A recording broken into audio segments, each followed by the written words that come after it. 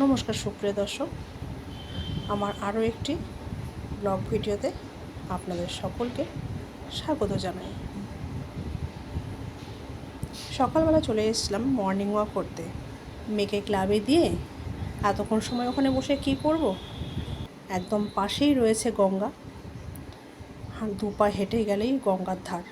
ওখানে সবাই গঙ্গার ধারে মর্নিং ওয়াক করে, ব্যায়াম করে, যোগা করে, কেউ বা বসে বসে থাকে, আশেপাশে সমস্ত কিছু দৃশ্য উপভোগ করে, যার যেটা সকালে যেটা করতে ভালো লাগে।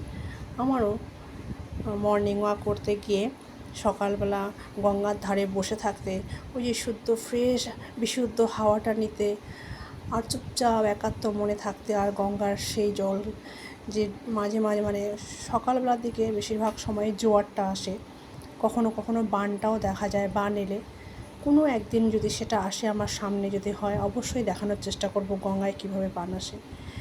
তো আমার এত ভালো লাগে ওখানে বসে থাকতে, আর গঙ্গার এই হাওয়াটা মানে এই বিশেষ করে এই গরমের দিনে তো খুবই আরাম লাগে। ওখানে বসে থাকলে ঘন্টার পর ঘন্টা বসে থাকলেও কোনো ক্লান্তি আসে না। গঙ্গার অনেকগুলো ঘাটের মধ্যে আমার কিছু কিছু ঘাট খুব ফেভারিট, খুব প্রিয়, আমাদের বাড়ির পাশে যেগুলো, তার মধ্যে এই বিশালাক্ষ মন্দিরের এই ঘাটটা আমার অন্যতম প্রিয় একটি ঘাট। কারণ এখানে এত সুন্দর বসার জায়গা রয়েছে, আর এই মন্দিরটা চারপাশটা এত সুন্দর পরিষ্কার পরিচ্ছন্ন। আর এখানে অনেকক্ষণ ধরে বসে, শীতকালেও এই রেলিংটার মধ্যে অনেকক্ষণ বসে গঙ্গার ধারে বসে হাওয়া মানে গঙ্গা দিয়ে দেখা যাবে, সঙ্গে বসে বন্ধুদের সঙ্গে গল্পগুজব আড্ডা দেওয়া যাবে। আর এখানে গঙ্গাতে তো মাঝিরা আছেই, নৌকো নিয়ে আসে মাছ টাছ ধরার জন্য, তারাও থাকে। এগুলো দেখতে দেখতে বেশ ভালো সময় কেটে যায়। আপনার যে কখন সময় কেটে যাবে আপনি নিজেও বুঝতে পারবেন না।